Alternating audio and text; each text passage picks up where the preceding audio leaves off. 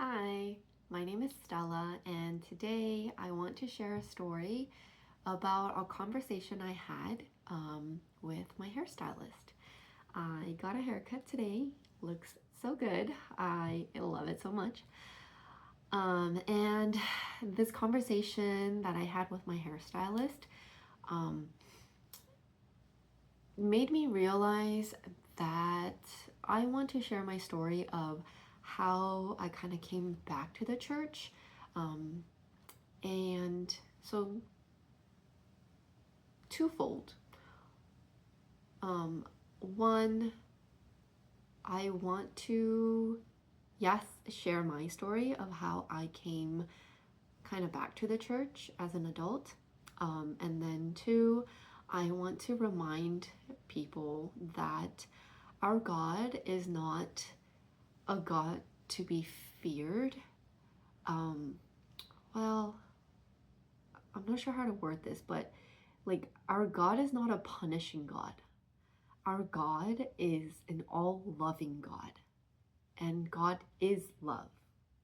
And I think a lot of us hear that God is love a lot, but we don't really think about what that means.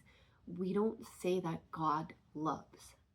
He doesn't love as a verb. God is love itself, if that makes sense. And I think that's so powerful to point out and to emphasize. Um, so, why am I saying that God is love? Because my hairstylist and I, we've known each other for almost a year now, and we've seen each other multiple times since I first moved here. My hair used to be really long, past my waist, and then when I first went to her, I chopped it off up to here, and then we've been going shorter and shorter, and we've been maintaining my short hair. So I have been seeing a hairstylist way more often than ever in any point in my life. Because when you have long hair, you get a haircut like once a year or something, once every 2 years. So my hairstylist and I, the throughout the time that I've known her, we've had small talk here and there, talking very generally about her family, generally about gardening. That's like a point of conversation that we've had many times. And then today, our conversation kind of led to our faith. There was this one point in our conversation where we were talking about something, and she kind of took a pause and she like collected her thoughts and she said, "Well, actually, I'm a person of faith." And I said, "Oh, well, me too." And then I could kind of like see herself like being a little shy to admit that. But then when I said, "Oh, me too," she's like, oh, like I could see her putting her guard down. And then we were talking a little bit more, and she's like, "Well, actually, I was brought up Catholic." And I was like, "Oh, well, me too." And in that moment, I wanted to pause and tell her, like, "Girl, why are you like embarrassed? Why are you shy about like saying that you are religious?" Um, and I wanted to like tell her, be loud and proud about it. There's nothing to be like embarrassed or shy about being Christian. Um, Actually, she didn't even say Christian, but it was implied. But even though I wanted to like tell her, don't be shy, don't be embarrassed, I stopped myself because I remember a time when I used to be not even shy. I used to be embarrassed that my family was Catholic. Like when I was really young. And I used to be embarrassed because I felt like the majority of my friends when I was like in elementary, middle school, the majority of them were other Christian denominations, not Catholic. And I felt like I was the minority.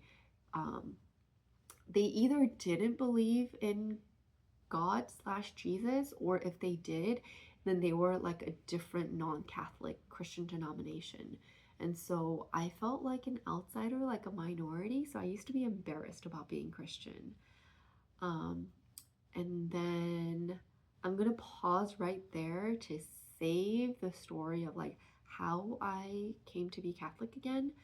But then, so I'm going to pause right there. And then this story about like why I'm bringing up that God is love is that my hairstylist said, "Oh, I'm actually a person of faith. Oh, I was actually brought up Catholic." And then she shared a little bit of background about being raised Catholic, and I could sense that like she was working. She shared that she was working on her faith um, more and more with her fiance right now. And first of all, I love that she's able to grow in her faith with her fiance. I think that's so beautiful when a couple can like grow in their faith together. They're not going to church together yet. I think there's a little bit of like behind the scene, like more story behind that. But she did mention that she was raised Catholic and her mom was like a really hardcore Catholic, and still is. And I paused and I was like, wait, let me guess. Your mom was like super old school, traditional, and she raise you to like teach you that God is to be feared and that God is scary? And she was like, yes, that's exactly what it is. And she said that she was taught that if she were to ever step a foot in a different church, then like that's a big no-no and that's a huge sin. And hearing that made me a little sad, and I thought that was a little unfortunate because I feel like that's the old school way of like teaching. I don't know if this is true, but I feel like that's like old school Catholic teaching where like the nuns in Catholic schools are like super strict and they like hit you with rulers, like the Death Cab for Cuties song, um, like ruling with an iron fist type of thing, like scary nun teachers, and like, I don't know, like really strict rules. And I just feel like that's a really old school way of like Catholic teaching. The Catholic nuns and priests, sisters and priests that I know are like super loving, super funny, relatable. And I think the biggest thing is, in my experience, um, all of my Catholic like teachers and mentors have always been really encouraging of questions. And so that's kind of a good segue, I think. One, that God is not like a all punishing, scary God, but the God that I know is a loving God. And I know this because in my experience, Jesus Jesus came down to this earth, right, to teach God's word. Like Jesus is God, word became flesh, right? And Jesus came to this earth to teach us a new commandment. And what is that commandment? That new commandment is that we have to, we need to love one another. And so the new commandment was love, to love one another as I have loved you, right? I give you a new commandment to love one another as I have loved you. That's the new commandment. And so that's the New Testament God versus the Old Testament, like Jewish traditional God, is that like, oh, you go against God's words, then he's going to smite you and he's going to turn you into a salt pillar, or he's going to smite you and he's going to flood the entire earth because you didn't listen to him and he's upset with you. But like, from my understanding, that's the Old Testament God, the scary one.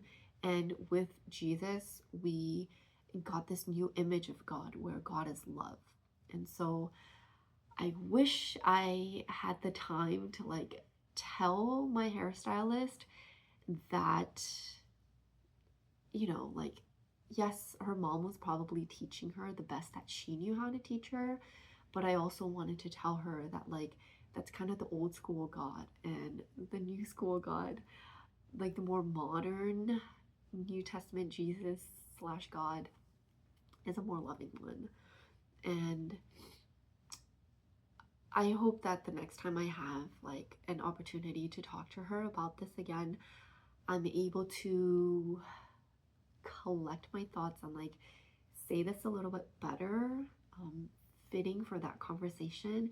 And I pray that God like speaks to her through me, and like I'm given the right words to say, that's like relatable to her.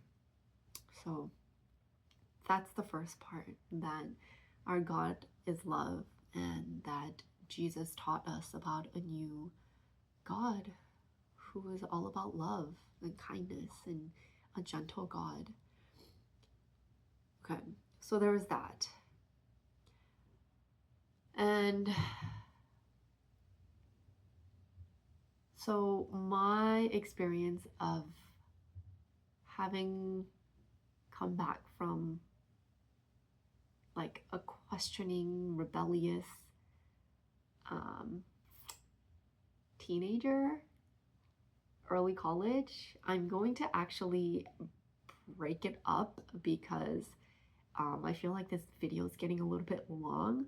So I'm going to pause right here and then do a second part of how I came back to the church. Okay, so thanks for letting me share my experience with like connecting with an acquaintance, and like having a deeper conversation, and both of us kind of like being shy about telling each other that we're Christian, but like now we see each other, and I feel like we have a different relationship now that we kind of have a background information about each other. And I'm really praying that she comes back to the church, or if not coming all the way back to the church, then at least coming to know Jesus better. And I pray that through her faith journey, she's able to come to realize that our God is love, and that He's not here to like point fingers at us and be like, oh, you didn't follow this rule. Because that's what ooh, who are the people who who are the people who were like following all the rules but were mean? These are the old Jewish people. Oh my gosh, it's at the tip of my tongue. Ooh. These are the people who are like pointing fingers at Jesus, and they're like, ooh, you performed the miracle on the Sabbath. You're not supposed to work on the Sabbath. When he was like healing people. Or, well, yeah, all this to say, it's not about following rules. It's about being a normal, good human being who is nice, who is gentle, who is forgiving, and who is loving, okay? So even like the modern Christians out there who think they're so much better than other people because they go to church, like, no, it's not about going to church yes, part of it has to do with going to church every Sunday and being in a state of grace, and like not over drinking and things like that. But like, you can drink in moderation. It's not about how much alcohol you do drink or you don't drink. It's not about like how often you go to church and how much you tithe at church. It's about loving your neighbor and being nice to each other and being self-aware that when you do something mean, like let's say you are venting about your coworkers to your other coworker, and like recognizing that at some point that venting has turned into gossip now, and then you stop yourself and you pause and be like, oh, actually, I don't want to talk about this person when they're not here because that's not fair. They can't defend themselves. Or like standing up for a coworker who's not there and being like, actually, guys, do we really want to have this conversation when this person's not here? Like, let's talk about something else. Like having the courage to speak up and having the courage to like again be a normal nice human being, okay? So God is love. Jesus is love. To be a good Christian is not to follow all the rules, it is to be nice and gentle and loving, okay? So thanks for letting me share about my understanding of this new God, this new commandment that Jesus teaches us about, and this new commandment to love one another, okay? So I'm praying for you. Please pray for me. And I'm praying that we all love each other despite our differences, okay? Love your atheist friends too. Love your Jewish friends, your Muslim friends, and just pray for love, okay? Be nice to each other. That's all. Thanks for letting me share. I'll be back to share the story of how I came back to the church, okay? Bye.